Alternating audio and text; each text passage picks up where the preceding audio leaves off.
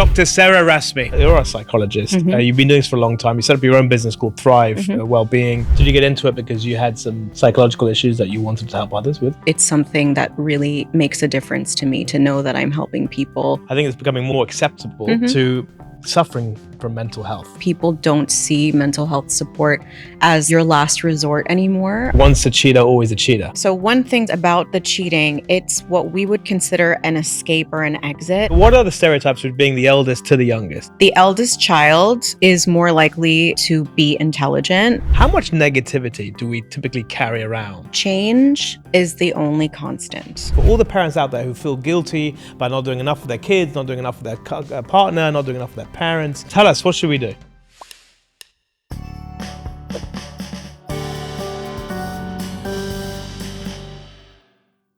Today's guest is Dr. Sarah Rasmi. Sarah is a licensed social psychologist and the founder of Thrive Wellbeing Center.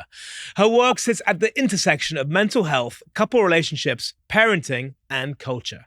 From identifying issues in marriages and how to overcome them, to providing insights into navigating complex family dynamics, Sarah tackles it all. Now, in all forms of therapy, she says the first step is usually the hardest. In this episode, we reveal the insights to help you get started as a person, as a couple, as a parent, and also as a family member. This is something that I've seen a lot in my work as well, that people will not want to be that burden, and so they will suffer in silence. We would talk about money at some point in time in the course, and my students would always ask, and they would often say the same line of, well, I would rather be crying under a bridge in a Ferrari than, I don't know, it's fine that. And as you were speaking and sharing some of the experiences of your clients, saying things like, well, they're able to sit still, it reminded me of what I was even told when I was younger about what ADHD looks like. If we close our eyes and imagine it, most of the time we imagine a little boy running around on top of things, climbing things, not able to sit still, people chasing after. Dr. Sarah, welcome to the hot seat. Thank you for having me. Oh, it's my pleasure. I'm feeling a little bit self-conscious already, but I went with the bright colors. What does this say about me? Huh? I'll tell you a little bit later. Okay, all right. So how are things with you? Things are good. Things are good. Have you noticed when people ask you, how are you, or how are things with you, people never actually say the truth? That's very, very true. And what I think is really important is to ask more than once and kind of make yourself open and receptive to hearing the actual truth and not keeping it at that surface level. Yeah, they kind of ask a question and then they've already got the next question lined up. They don't even wait for you to respond. Yeah. It's one of my biggest bugbears. Yes. I can't stand it. You're similar like that? Yes, it's just ticking a box. That's what it feels like. Yeah. So it's not really a moment for connection most of the time. It's just something that we cycle through as part of our social script. So. Speaking of cycling through, you've been through quite a few countries. You've lived in quite a few, was it 9 countries? Yes. You've actually lived in, not visited, lived in. Yes. And you're not that old. You're very young. So how has that happened? So we moved around quite a bit when I was young, and there are a few countries that we lived in that I don't even really remember. So your name, Rasmi, is Egyptian? Yes. Okay. I'm Egyptian, and I have also Greek and Turkish roots, like many people in Egypt do. Yeah. But I spent high school and university in Egypt. I did a short stint when I was a little girl. And then after that, I went back to Canada, and then I just continued doing what my parents did when I was younger, moving around until I got here. It's crazy. Well, welcome you back to the region, because you were here before, right? You've been here before. Talk to me about your mug. It looks wonderful.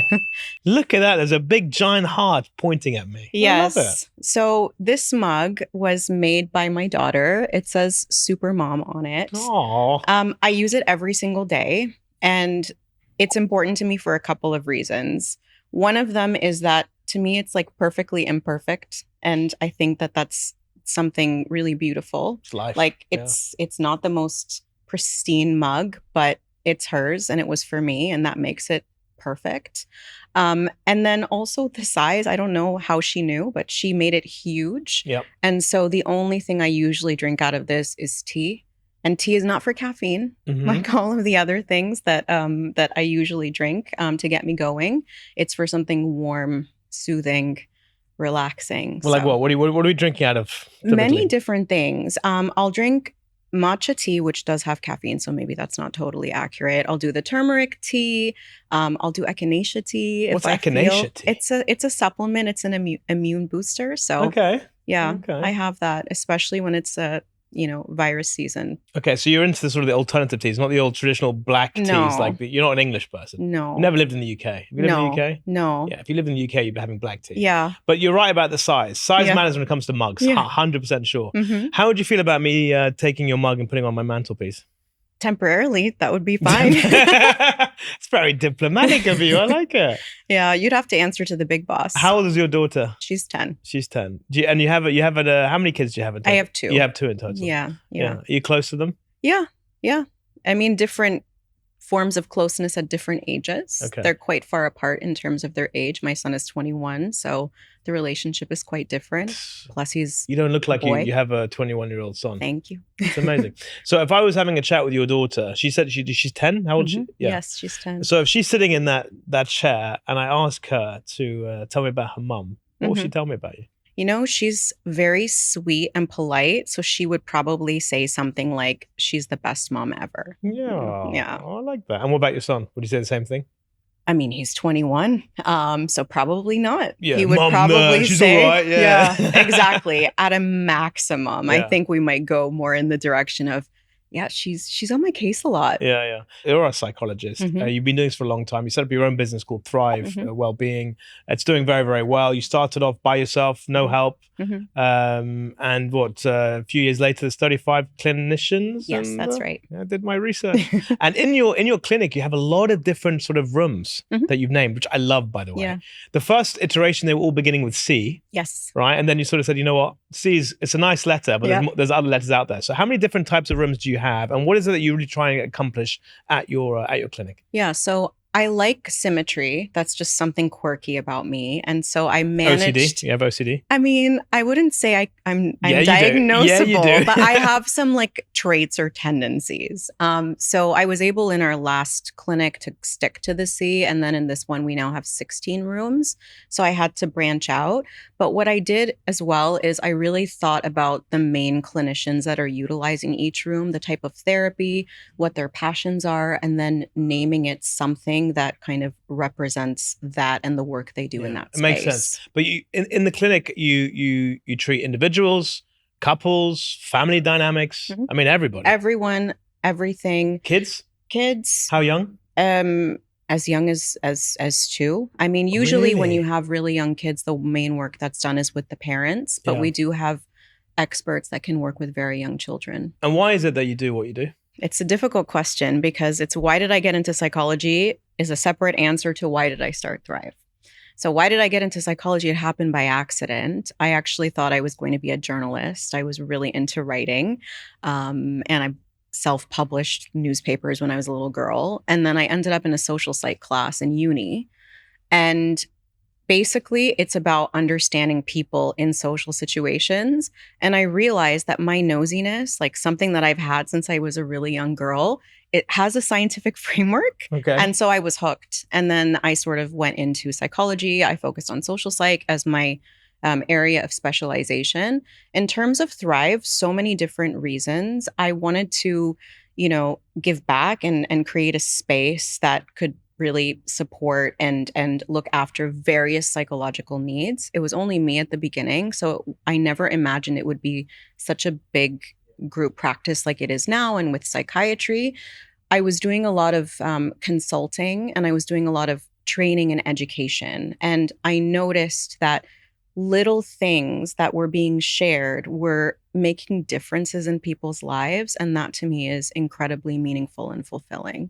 Obvious question. Elephant in the room. Mhm. Did you get into it because you had some psychological issues that you wanted to help others with? I mean, have I struggled with psychological challenges? Absolutely. I'm in therapy now. I've been in therapy for many years. I think that I am someone that really introspects a lot. And that can be really useful for It's so good. It's so good. self-development Yeah, when it's you're so important. self-aware. But when that voice is a little bit critical, that can be difficult. And I don't think it's the reason I got into it, but it's something that really makes a difference to me to know that I'm helping people that have struggled with things similar to me as well as different. In my lifetime, I've seen a huge sort of swing in a positive sense around the stigma of going and doing therapy. Before it was, especially in the Middle East. Yes. Especially if you're a man. Yes. Yes. Right? I mean, we're still not fully there yet. No. But have you seen a similar thing? Obviously, you've been in different parts of the world. Is there a cultural difference between how therapy is being perceived around the world? And also, have you seen a general consensus of it moving to be much more positively accepted by those cultures? Yes. I think the answer to all of those questions is yes. We are on the right track. I think that is the most important thing. I think even in the 12 years I've lived here, the 8 years that I've had Thrive, there have been fantastic gains. People don't see mental health support as your last resort anymore. A lot of people come to us and other places because they know that something is just a bit off or, it could be a bit better. And I think COVID really contributed a lot to that shift because everybody's issues really came out. There's a lot of introspection happening. Yes, absolutely. And when you're in that pressure cooker of the house all of the time, during the lockdown period, things that you were able to kind of, wallpaper over, they come out. Yeah, those plasters they're not gonna hold forever. How was COVID for you? It seems ages ago. Yeah. It seems like 5 years, I think. It feels like another lifetime ago. But it was and we kind of brush over it now, but we literally thought the world was gonna come to an end at some point. Yeah. COVID was interesting. What happened is we moved into the second Thrive office July 2019. Our team expanded and I needed to open another office. So I opened another office in the same building. February 2020. So I had to take a big leap of faith. Great timing, put in a whole bunch of money and all of that stuff to get this place up and running. And then I actually took the executive decision to close and move online before the mandate happened. Nice. So that was really tough. It was tough. I proposed January the 1st, 2020. I was supposed to get married in May 2020. Okay. It started in May. We pushed it to June. Okay. We're like, we'll be over by June. We pushed it to July. Okay. We're like, okay, let's just push it to August and that's it. It's done. Because at that point, we didn't know when it's ever going to end. So I hear you. It's just, but when people who's watching or listening and COVID, if I say the word COVID, it just evokes certain types of memories and then tend to be quite scarring and lasting, right? It takes us back to a relatively negative place. How much negativity do we typically carry around with ourselves every single day? I think I'm going to have to say it depends. And I know that you don't like those answers, but it's a psychological question. So she said off camera, psychologists are known for saying, well, it depends. There's always nuance. Okay, let's agree, okay? You can say it depends 3 times. But this one doesn't count because I said it before you told me fair. I had 3 I'll allow it. Motion passed. 3 depends. That's it. That's all you got. Okay. And one more on the subject. I need a safe word. So if there's a question you don't want to answer, what's your safe word? Matcha. Matcha. Okay, because we've had the conversation already, so I won't go into that. So please continue. So I think it depends on a lot of factors, and I hope that doesn't count because I'm just repeating it. There are various things that contribute to a person's sort of worldview. And we have to also separate the fact that some things are more dispositional and some things are situational. Great word, dispositional. Yeah, that's a great word. It's an important distinction because a lot of times when we see someone, especially if we just have a small amount of information about them, we paint them with that brush and we don't realize that it might not be who they are most of the time. It might just be how they're showing up in that moment. Yeah. So if I wanted to assess whether someone is carrying a lot of negativity, as you were asking, or not, I would look at how they sort of show up across situations over time periods and see, is it something that's a threat? Get the data points in. If there's a trend there, then you can probably make a better diagnosis. But what do you think? Do you think people carry around a lot of negativity? I think that they are becoming, what's the word about thick-skinned, the opposite? I think it's becoming more thin-skinned because they've realized it's more acceptable to suffering from mental health. You get me? So it's like they may be having more negativity because they feel they can be allowed to have more negativity than they've ever felt in their life. But on that point of mental health, do you feel that there are some mental health conditions that are much more extreme than others? But yet, because it's such a broad term, it may dilute some of those conditions like, I don't know, schizophrenia. I mean, there are some conditions that are more severe than others, but even within a particular condition, it always occurs on a spectrum. Anything in psychology is on a spectrum, even a personality trait. So if we take something like anxiety and depression are considered the common mental health challenges.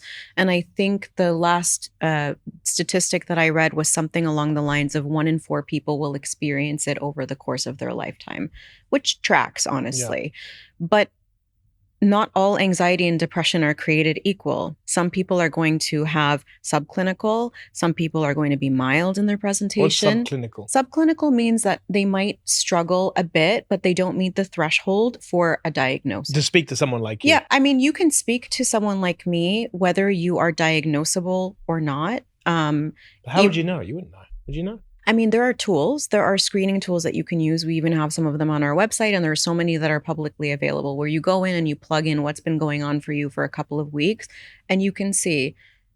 Most of the time, people will turn to a tool like that when they don't quite feel like themselves, or maybe someone close to them has said, I'm noticing that you might be struggling a little bit. And so we've got the subclinical, the mild, the moderate, and the severe. So there's a broad spectrum for every disorder as well as between disorders. What's the difference between you and a psychiatrist? Psychologist and psychiatrist, what's the difference? A psychiatrist is a medical doctor, and they specialize in mental health. So they evaluate, they diagnose, they can prescribe and do follow-ups with medication. A psychologist, the term itself even is quite broad. I'm a social psychologist. I'm not a counseling or clinical psychologist. Yep. So my expertise is really in relationships, parent-child relationships, romantic relationships. My background is really in academia, research, publishing, teaching, etc. I've done some couples therapy training, but I think you were asking more about the counseling and the clinical psychologists. And so they're not medical doctors. They're master's or PhD holders that are trained in delivering psychotherapy. And a lot of times they work hand in hand with psychiatrists. So a psychiatrist might meet someone, diagnose them as having moderate anxiety, if we want to continue with that presenting problem, put them on a course of medication, and then refer them to a psychologist to really drill down into what's happening now, where does that come from, and what are some interventions that we can take to be able to change some of the things that are problematic for you. And what are the kind of trends that you're seeing when it comes to the family dynamics or even the relationship dynamics? Yeah. What's growing? What should we be aware of? Okay, so when it comes to individual challenges, I would say anxiety definitely is probably the main thing that people present to the clinic with. Where is it coming from? Why are they getting more anxious? I think a lot of different things. I think one of the things is that life is a bit intense. There's a lot going on in so many different ways. We have so much choice, so much opportunity, so many wonderful things that come along with that. A lot of times people are burning the candle at both ends. We will see a lot of people that are in that sandwich generation. So caring for children, caring for aging parents, their career is on the upward trajectory. So just like a lot of responsibilities, not a lot of opportunity for rest, relaxation, and recovery. We see a lot of people coming for relationship issues. Sometimes they come for support in a parent-child kind of dynamic, sometimes with a romantic partner who will not go for family or couples therapy. And so we kind of help them navigate some of those challenges. And we have tons of couples therapy. That's a big one. Like what comes up in the couples therapy? A lot. I would say one of the primary things is infidelity. We see quite a lot of that. How often are people cheating here? Versus, let's say, I heard somewhere that the UK has the highest rate of cheating in the world. Really? Don't know if that's true or not. Okay. One of the social media stats that you interesting. But very interesting. How are we seeing a general increase in the trend of infidelity? It's such a difficult question to answer because remember, people presenting to therapy are a subsegment of the population. So if I want to speak to on a population level, is it happening more? I can't confidently say yes. At the same time, if I have to go with what my gut is telling me, I would say probably yes. And I would say that probably it's happening more and more often because there's opportunity, and social media is a big contributing factor. Here's a hypothesis. The more people do self-discovery work, they realize that the person that they're with is not bringing out their best version. Could that be a reason why they cheat? Yes, absolutely. It can be. I think one of the most painful and difficult things that a person can experience is loneliness within their relationship when you're sitting side by side someone that is supposed to be, your better half, your ride or die, and you look at them, you don't recognize them, and you feel like they could be anyone. They're like a piece of furniture and you're a piece of furniture to them. It's painful. And cheating tends to give them that sort of momentary euphoria. It can. It's an escape. It should do. I mean, that's what it's there for. Initially, you cheat because you want to feel something different to what you've been feeling. But then, it goes down two paths. You feel racked with guilt and you want to try and, reconcile, or actually you feel liberated and you realize this is the right thing for you. Yeah. How easy or how difficult is it to recover from someone cheating in a relationship? Okay, so one thing first is about the cheating. It's what we would consider an escape or an exit. And there are other things that people also do. One of the things, I don't know if I can say this, but I will anyway, is pornography, using a lot of pornography. It's a killer to a relationship, huh? It can be part of a healthy relationship depending on the different stakeholders' needs and views. But if someone is really retreating into that can be really problematic. Sometimes people exit with or have that escape through substance use, and sometimes through work. A lot of times people may not cheat, but the way that they avoid feeling like they're sitting next to that piece of furniture and that they're that piece of furniture, like I referenced, is by throwing themselves into work. And work is the only one of those things that I mentioned that reinforces you positively. So it's something that, you want to and can easily continue. But now in terms of can we recover from cheating, I'm going to answer it, but what do you think? What's your guess? Yes, no, maybe so. So here's where it gets interesting, because there's different forms of cheating. And someone's definition could vary to my definition. So as far as I'm thinking about someone else, that's cheating in someone's definition. All the way to the sexual act of cheating with another partner. So that's a huge spectrum.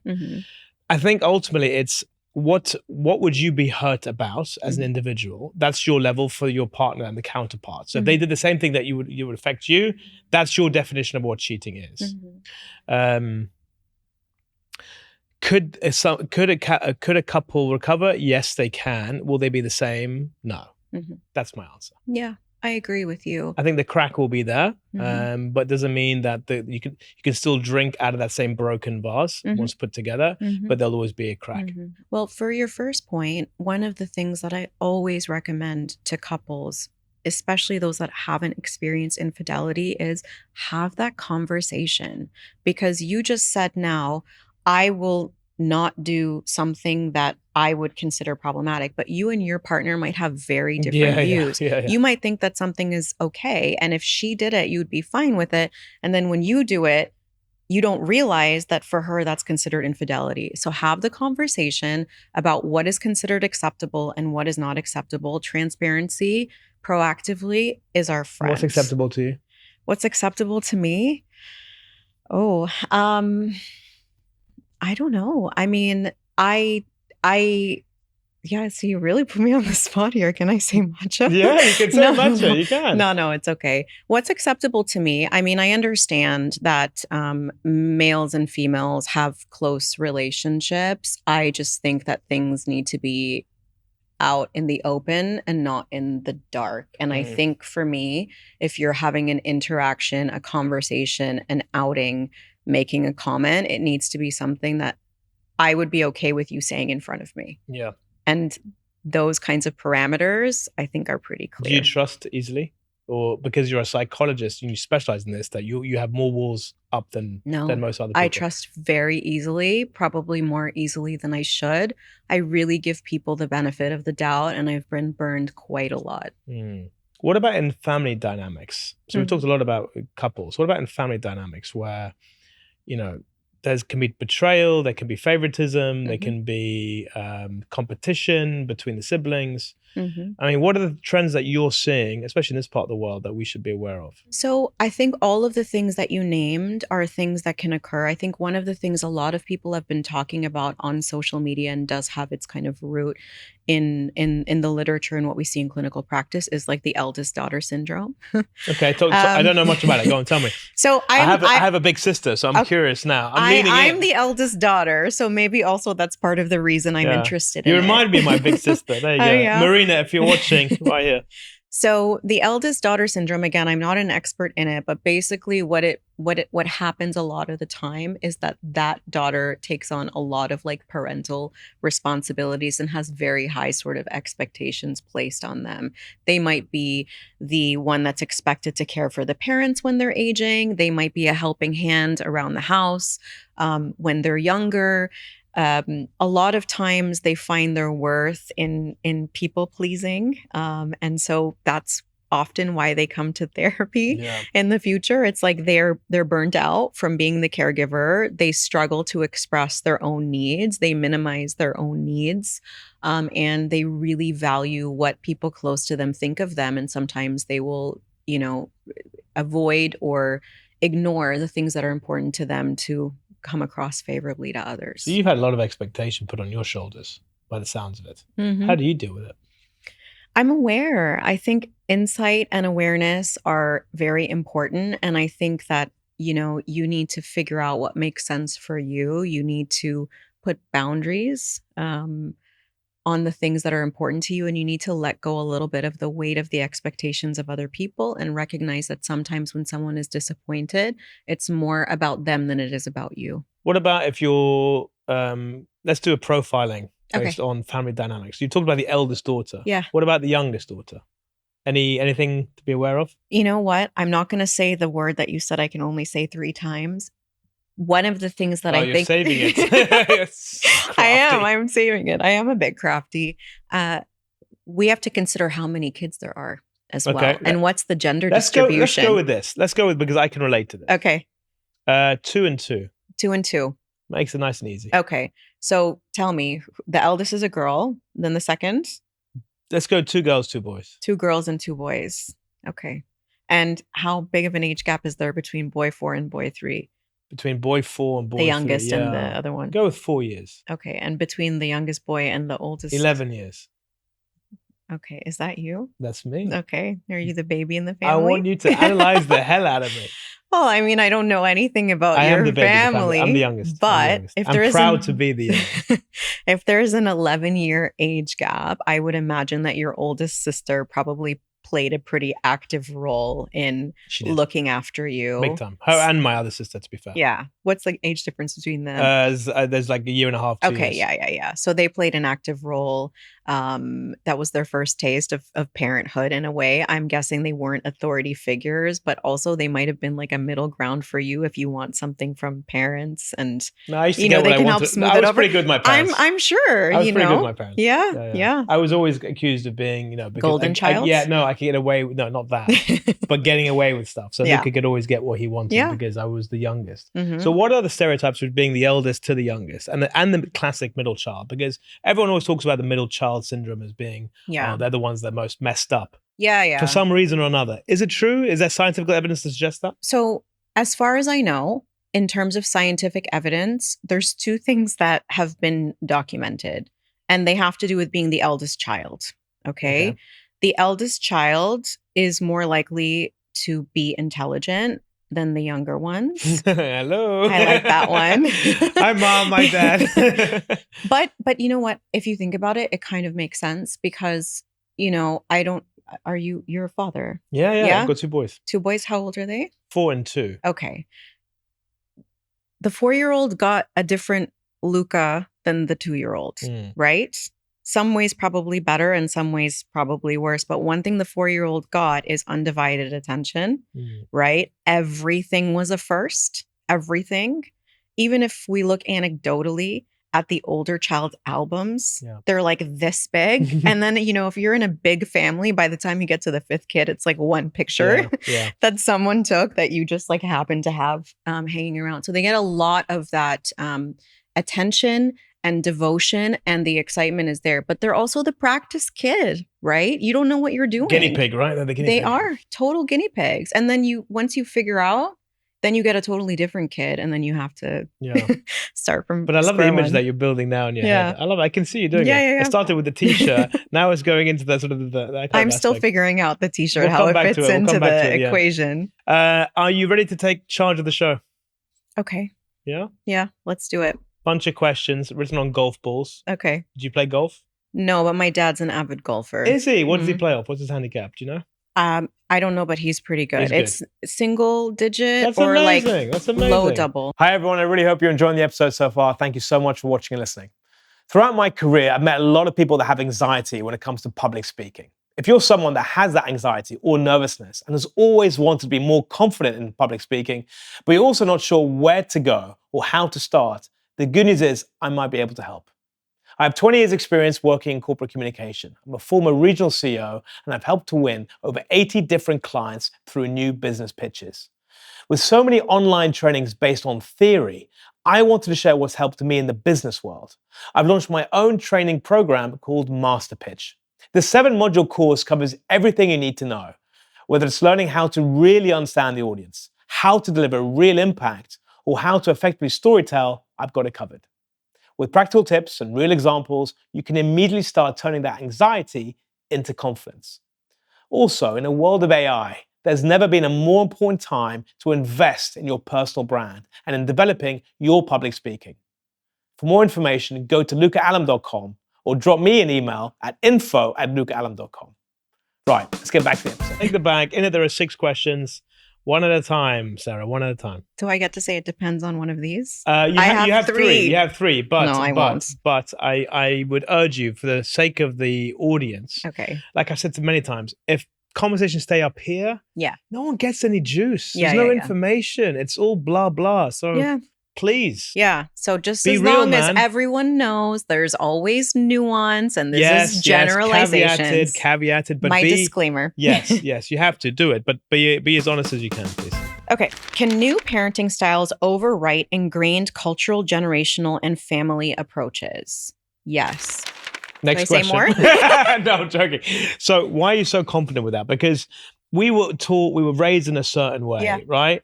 They were raised in a certain way. Why can we break it? Well, no other generation before us could break it. Awareness. And things are different now. They didn't have awareness 30 years ago? They didn't have information bombarding them 30 years ago. And that information is what? What is that information? Are we talking social media? Social media.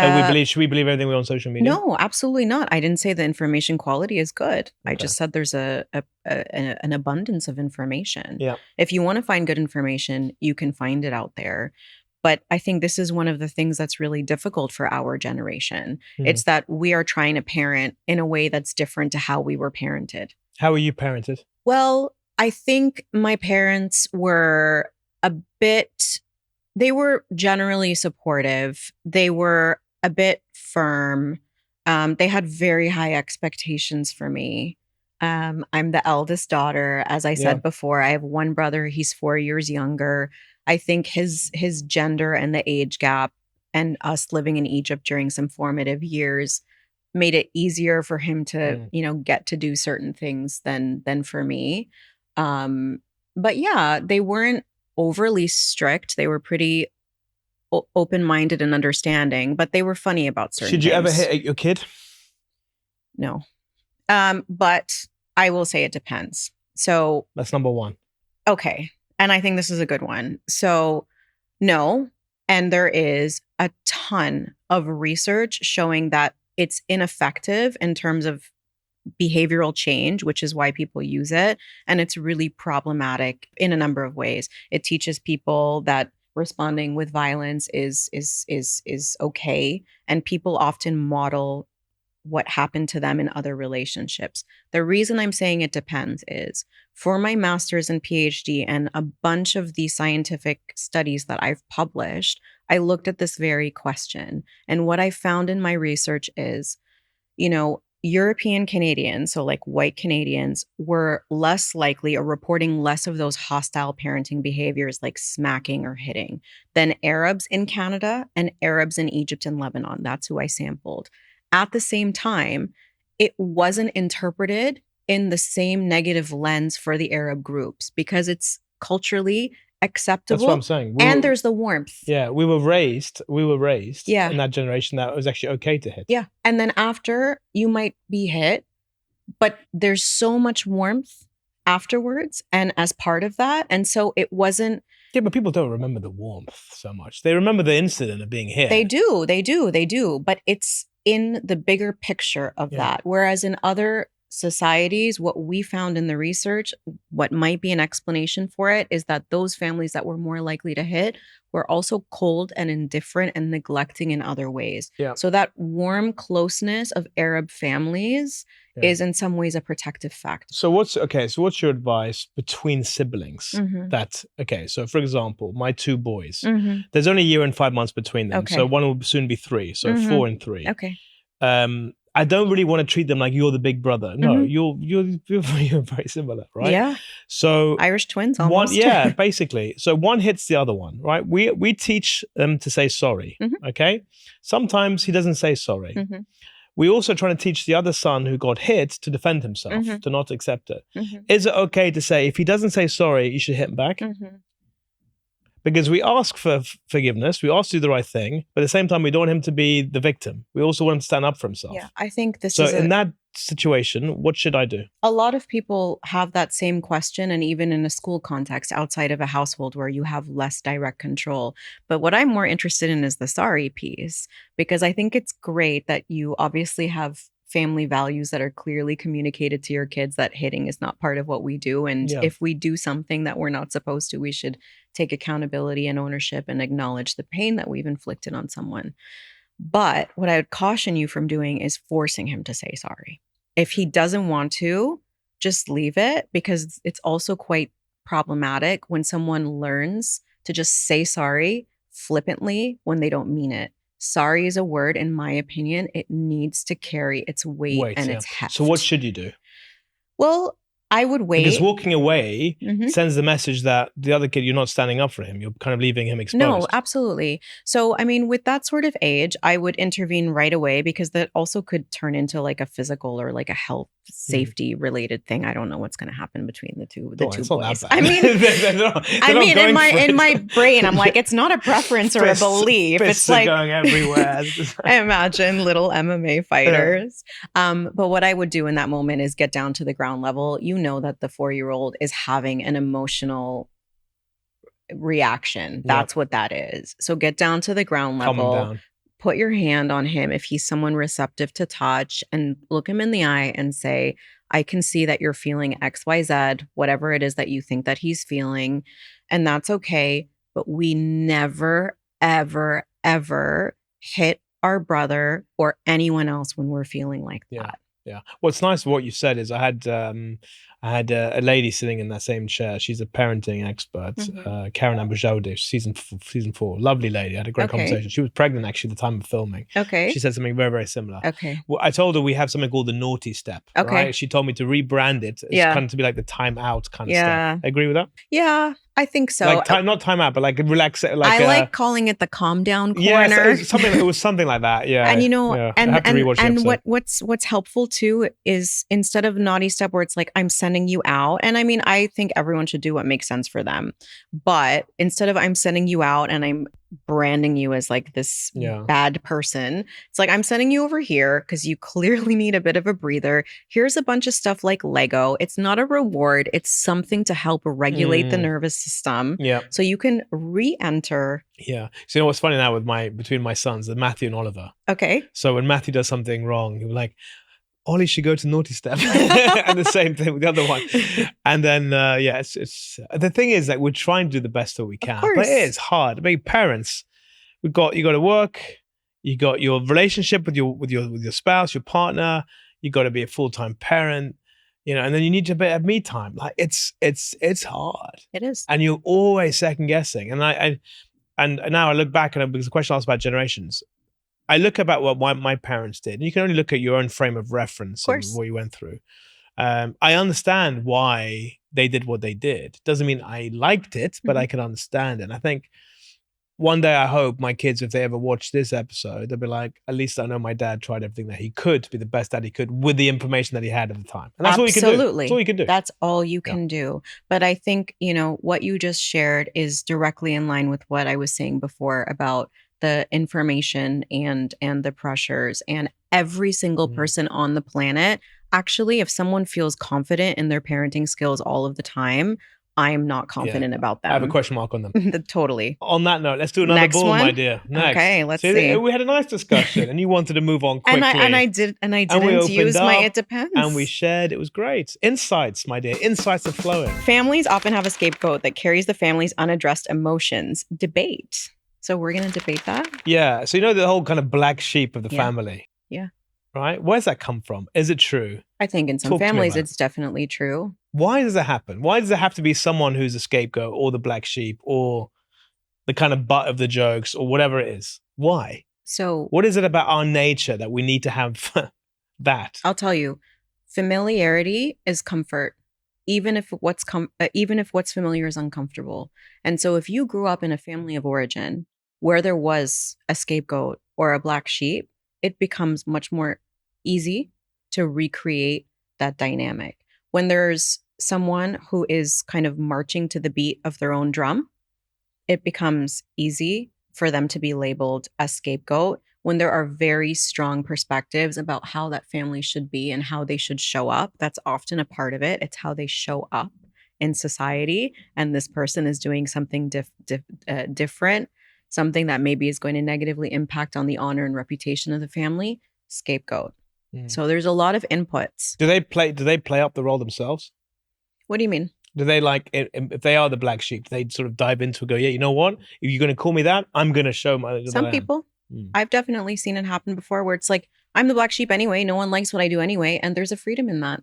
They're going to hate everything that I say or do. So isn't that wrong on the parents' behalf that there's a black sheep in the family and they're kind of allowed it to happen? Well, isn't that awful parenting? Think about it. What is the most important thing for you to instill in your boys? I want them to be brave. Mm-hmm. I want them to be independent.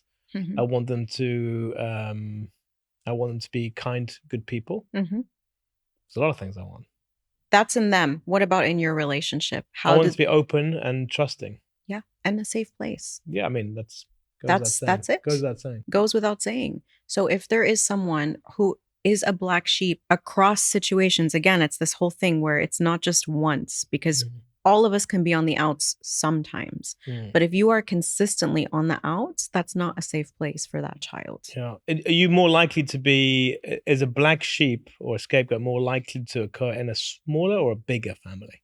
That I'm not sure of. I've seen it happen in both family sizes. I would imagine, if I had to guess, that the impact of it is bigger in a smaller family because they're more visible. Okay.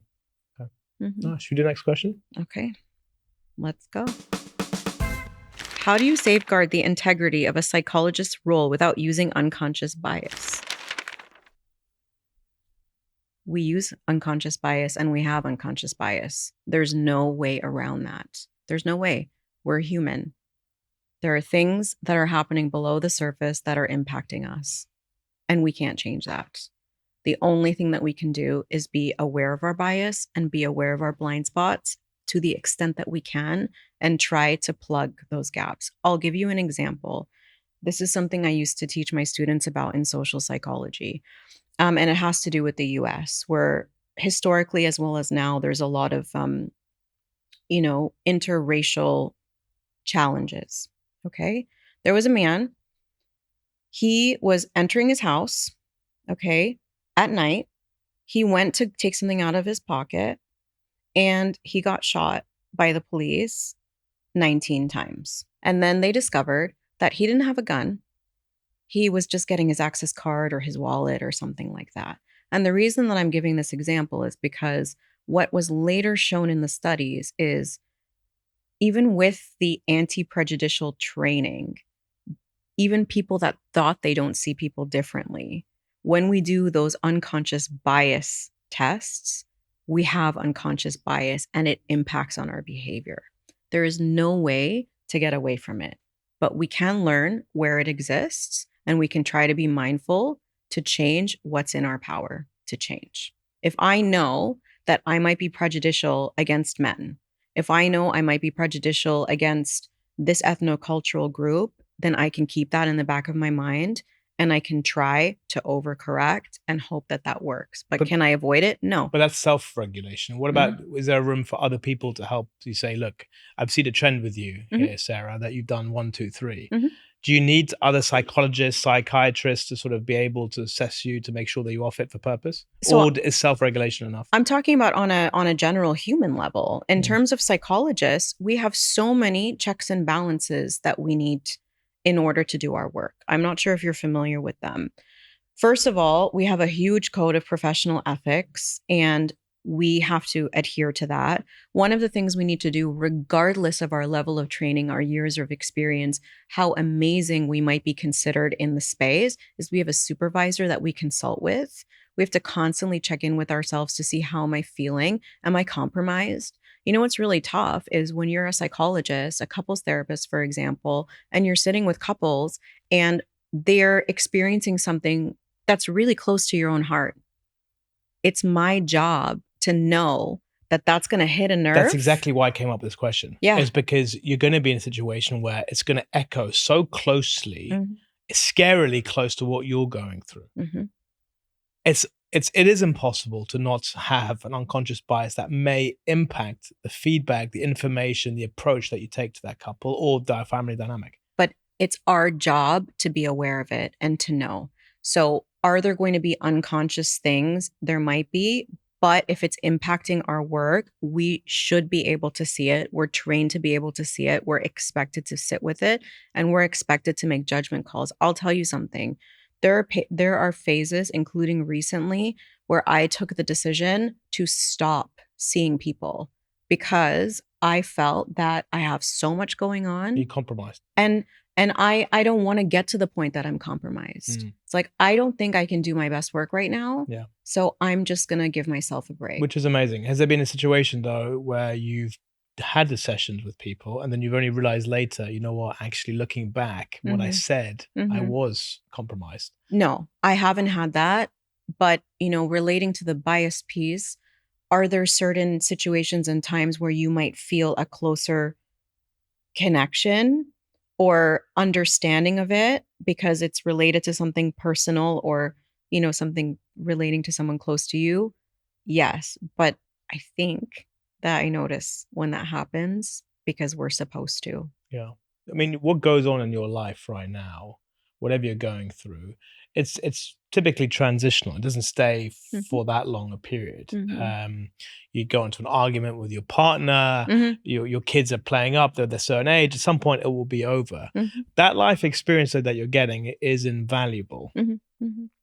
Are you going to be a better psychologist in 10 years' time than you are now? I would hope so. I hope I'm a better everything in 10 years' time. But will you not be also carrying more unconscious bias as a result of it at the same time? Do you see what I mean? I do. So it's like kind of like chicken and egg. Well, it's like I'll have more life experience and I'll have more knowledge. And with knowledge, comes improvement.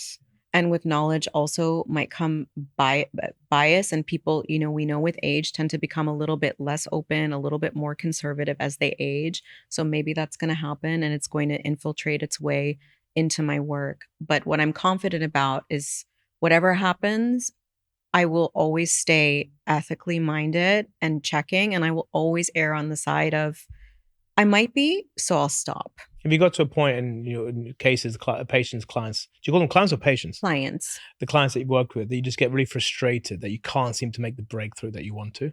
I mean, it's not frustrated ever. Because you can only do so much. No, I can't do. I tell them all the time. Yeah, I can't do anything. It's on you. Yeah. So it's like, but you're they're still coming to you to try and help, right? Yeah. But they got to help themselves. Don't you get frustrated that you're giving them the opportunity and they're just not walking through that door? Yeah.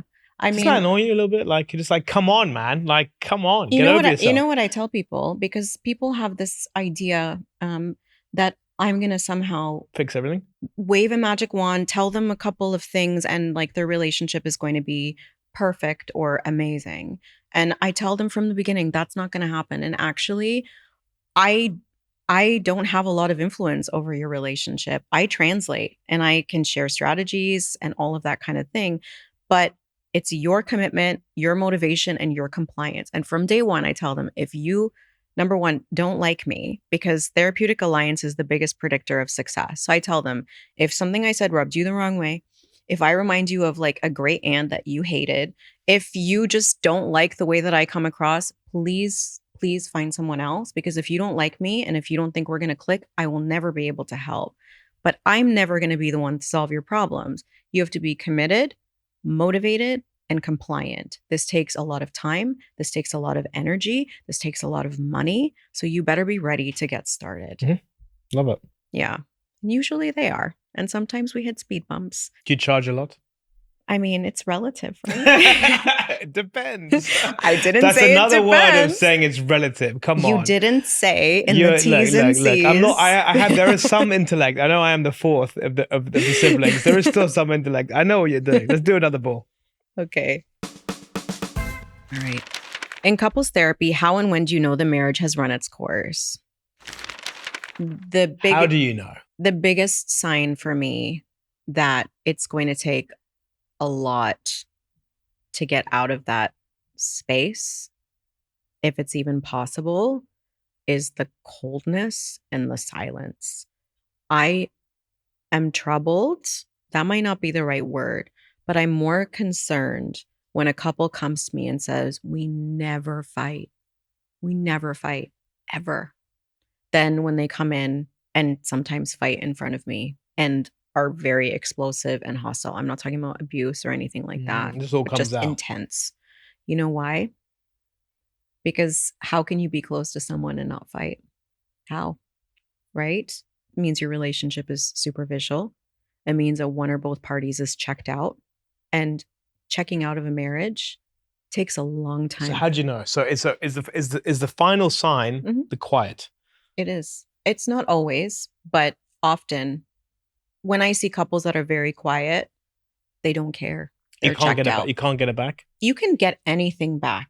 And you know, before when you're asking about infidelity and you said, what I always say, and this is from, I think, the Gottmans and Esther Perel and various the other. Gottman method. Yeah. I'm familiar.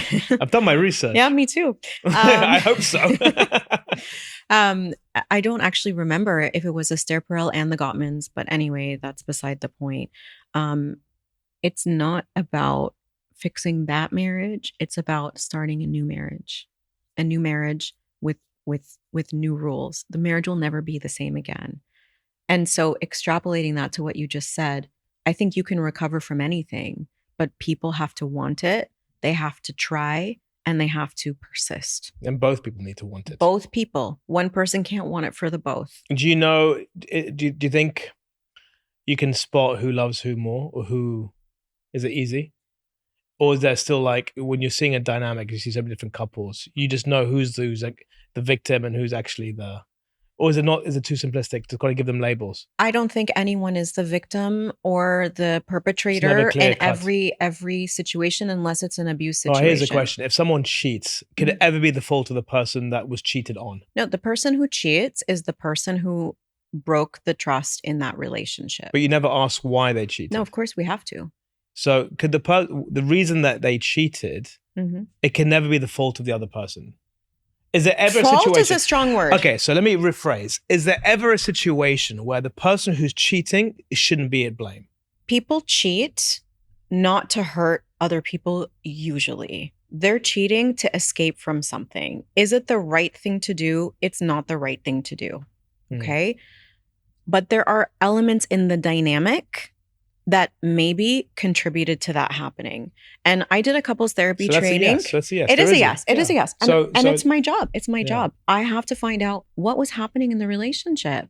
What was it? I will never condone that you should have done that, and that's okay. It's not about justifying or rationalizing it, but it's about understanding the relationship had issues. How can we fix those cracks? Yeah. Once we repair what happened in terms of the cheating. But do you believe it can be repaired? You sitting there looking at these two people, quiet or going at it, whatever the case is, don't you sit there and go, yeah, this is done? I've seen it. But you must think this is done.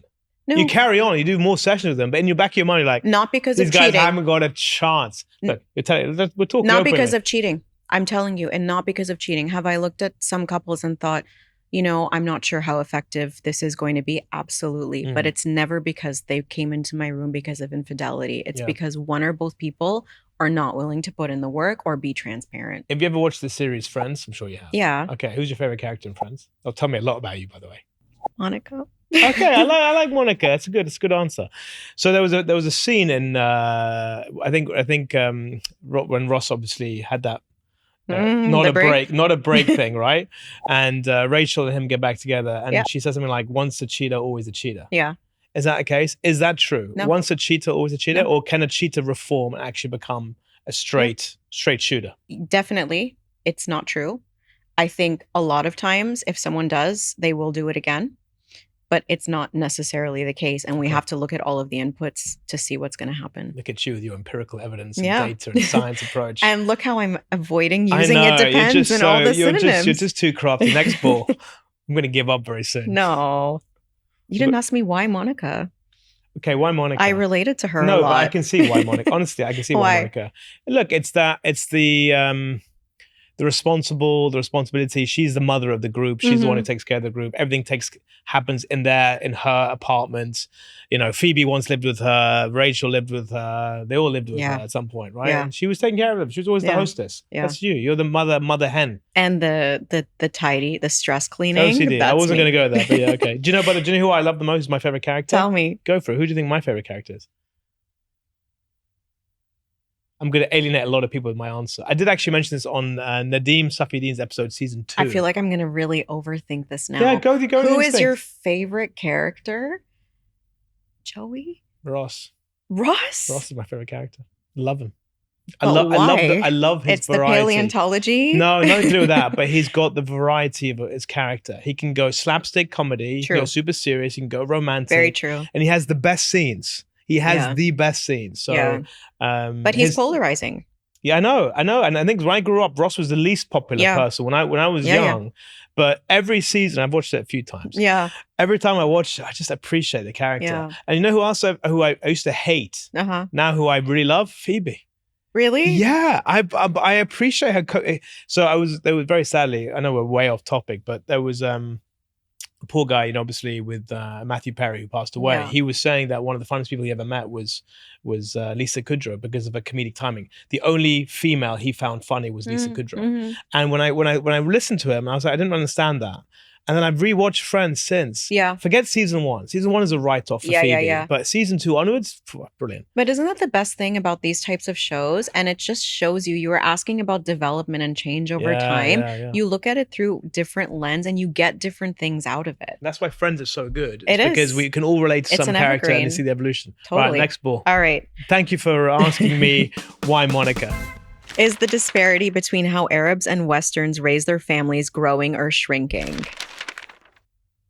Shrinking. Why? So the way we raise kids in the Middle East and the way they raise kids, let's say in the US, but go in Canada because you know it, that gap is shrinking. It is. It's becoming very similar. Mm-hmm. The world is becoming smaller, right? We're exposed to... Is that a good thing? Is it a good thing or a bad thing? Not necessarily, but we're exposed to a lot of things. There's a lot of information. I keep kind of coming back to that. But what I'm noticing is that there is a reduction in the disparity in this generation compared to previous generations. And I expect it will probably continue in that way. Who were getting it right? Who was getting it more right before? One of my favorite things as a cross-cultural psychologist, that's another one of my specialties, is, believe it or not, there is more intracultural variation than intercultural variation. And what that means is there is more difference within Arab families than there is between Arab families and Western families. Interesting. So there's a huge And range. when you say Arab, you're talking about, for example, Egypt versus Lebanon, or Egypt versus Saudi, or... Even though, there's like some technicalities and people don't always want to be, consider themselves as part of that umbrella. Give me the stereotype around how the Arab family or the Arab parents raise their kids of, let's say, 20 years ago versus today. Okay. I want to understand how you've seen that shift. Okay. So one of my big things that I studied is conflict in families and identity conflict. And I would say that when it comes to Arab families here in the region or abroad, one of the main things that plays a role in family rules and expectations is honor and reputation. We are what is considered in our literature an honor-based culture. And that's why we have, and my accent isn't very good, but this word aib, you know what I mean? Like it's wrong. You can't do that. It's shameful. There's no even English word. It's respect. It comes down to respect, right? It comes down to this is not the right thing. This is the wrong thing, the shameful thing, the bad thing to do. Our honor and our reputation is critical, and not just of the person. The person reflects on everyone else. Image. So that translates into a lot of expectations. And through the research that I did, what we found is the expectations can differ depending on whether it's a girl or a boy. So for girls, parents are often a bit more strict about social expectations. So they're less likely to support cross-gender relationships, even if they're platonic relationships. Even in my family, you're asking how I was raised, I was never allowed to sleep over at anybody's house. Whereas for my brother, that would be something that's considered okay. But then the opposite for boys, where the expectations are really strong is in terms of academics and career. So especially 20 years ago, you had three choices. You have to be a doctor, right? You have to be a lawyer or an engineer. That's pretty much those. And everyone in my family is one of those things. So go. I got to do psychology because I'm a female. Yeah. I don't know that I would have been able to do it if I wasn't. But the fact that I went through psychology, bachelor's, master's, PhD, I feel like that ticks some boxes. But you know what's happened now? I Your family's like, oh, my daughter, doctora. she's a doctor. So you got there in the end anyway. So those are some of the expectations, and they're tied to family value and family honor, whether we like it or not. That's just like historically. So is that still true of 2025? Not in the same way. Okay. Not in the same way. We're seeing so much more flexibility. So much more flexibility. People are more open. They're more receptive. There are different ways of living. We're filming this in Dubai. Dubai is like a multicultural place where different people are coming with different experiences. But it's not representative of the Middle East. It's totally not. Not at all. Yeah.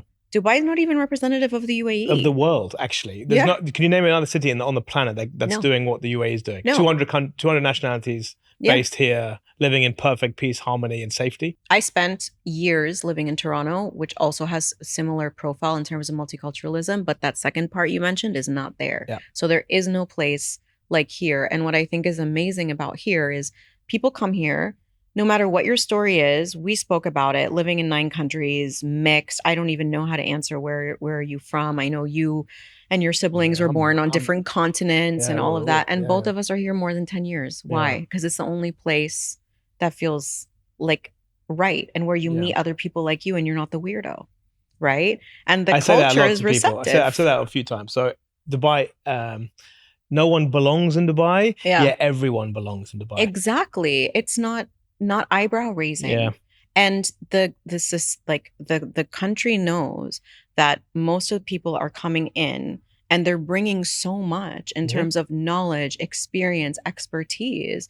And there's so many opportunities for us. This episode is brought to you by Dubai Tourism. I can't help it. Next ball. I'm with you, man. I'm with you. Oh my God, I love page. it. All right. Is there a correct ranking prioritization? Yourself, your partner, your child, or your parent? What phase of life? Okay, I'll just go with it. Yeah, tell me. You were going to say something. No. So this is a question that comes up a lot, right? Where how should you prioritize? If you're a parent, how should you prioritize your time, your energy, your efforts, yourself, your partner, your kids, your parents, especially when you're growing up in the Arab world where you feel like a huge debt to your parents because they did this and they did that for you. So how would you rank them in terms of prioritization? Where should we, ideally, as a consensus, put the priority? Rank 1 to 5. Every day is a different rank, though. Okay. Pick today's rank. Today's rank, I will go with myself. Okay. Which will be interpreted as I'm very selfish. because that's what No. people think, especially when it's a woman. No, I don't think so. I think there's now a growing, if not completely grown, acceptance that you need to prioritize yourself. Yes. If you're not your best self, how can you be good for anyone else? Exactly. But the cultural expectation is that if you're a woman and you're a mother, you should be selfless. So this mother. is your Egyptian hat you're wearing. Yeah. Oh, I see. Well, I think it's global too. Is it still? I think so. 2025. I think so. I think people sometimes feel embarrassed and even ashamed to say that they don't enjoy every minute of motherhood, and that they struggle or are having a difficult day. But I said myself, because of what you just said, if I'm not stable and sturdy, I can't be anything to anyone else. I also care about myself, and I think I deserve to live a good and meaningful life. Number 2, who should come second? It depends on the age of the child. It depends. Yeah, so let's remove yourself from this now. Yeah. Right, let's do this from what is best practice, right? You've got 1 hour of the day, 2 hours a day. How are you going to divide that time? Dividing the time. Yeah, so it's like a pie chart thing. So where's the priority? What is the right answer? So for all the parents out there who feel guilty by not doing enough for their kids, not doing enough for their partner, not doing enough for their parents, for themselves, tell us, what should we do? Okay. Well, if you're watching this and you have a young family, if you spend more than 30 minutes a week with your partner, you're already doing more than most, which is crazy. I would spend out of 2 hours, maybe 45 minutes with my partner. Okay, so the individual comes first and then the partner comes second? Myself, my child, my partner, and my parents. That's my order. That's your order. Is there a right answer? No. Because imagine you have a child that is going through a really turbulent time. So they need you. So the reason why I'm asking this question, other than the fact that you are obviously a family psychologist and couples as well, we did marriage classes, me and my wife, before we got married. And one of the things that we were taught was, as long as you are aligned with the prioritization, that's super important. But they said the most important thing is to put the couple first, and then the kids, and then the parents. For the simple reason, you and your partner are going to be there forever together. Your kids will grow up one day and have their own families. Very true. Your parents already had their own families anyway, right? So if you don't prioritize your partner first, your kids are going to grow up seeing that their parents weren't prioritizing each other. They're going to create. So would you agree with that assessment? I think it's true. And because I think individual's not in that, but I think there's another element of it as well. The partner that I'm not sure how long you've been with your wife, but who you were when you got to know her and who you were when you got engaged and got married and who you are now versus when you had each of your boys, it's different. We evolve and we change and we grow. If we are not evolving and changing and growing together. I tell you what, the love handles are starting to appear, Sarah. I mean, I don't know.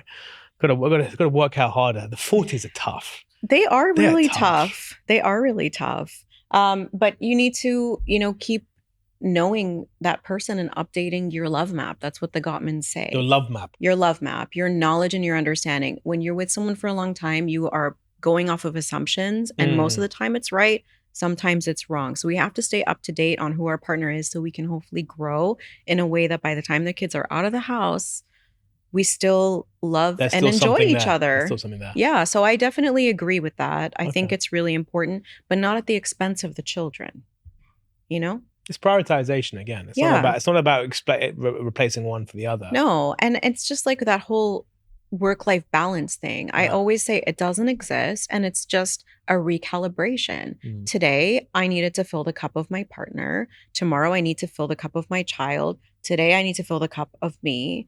And that's okay. Yeah. Every day, you take stock and you do what you need to do. I'm going to fill your cup when I take it later on my mantelpiece. I'm going to send my 10-year-olds to retrieve. And your son. I think I'm done. You're sitting in the big gun. No, that's that's 6? Yeah. Was it really? I guess, yeah. No way. Yeah. That time flew. Yeah, it did. I still have a something sneaky for you. Okay. I have a blank ball. Okay. Oh, God. Based on your experience, everything that you've been through, the couples therapies that you've done, the family therapies, the individuals, living in 9 countries, racking up hours and hours and hours worth of experience across certain subject matter and making you a subject matter expert. What is that one insight that you think the audience needs to be aware of? Okay. And I'm going to give you this ball because it's just a metaphor. Thank you. Just to hold. So give us that overarching insight based on everything that you've experienced, been through, seen. I want to share. I will go with change is the only constant. And what I mean by that is nothing is permanent. Okay. So when we're going through a difficult time, there can be some comfort in knowing that this too shall pass, but also ourselves. If we adopt kind of a growth mindset to things and know that we can always evolve, learn, and develop, that I think is the key to a rich, a meaningful, and a purposeful life. And on that note, it's been a great conversation. Thank you for coming on board. Yeah. I wish you all the very best. Keep treating people, helping people, supporting people. And I hope one day I will never have to come into your office with any kind of therapy. Preventative. But I will see you on a social occasion. And the mug you're welcome to take. So people are Yeah. going to be thinking, did Luca take the mug? You're not? No. You can take the mug. Tell your daughter that she's done a great job. I'll It is ask beautiful. her. If she says it's okay, I'll bring it back. That's very kind. And on that note, thank you very Thank much. you. See you soon. And guys, if you like this episode, drop a like, drop a comment, please. Share it. Tell everyone you know. And I'll see you very soon on Luca's Insight Track.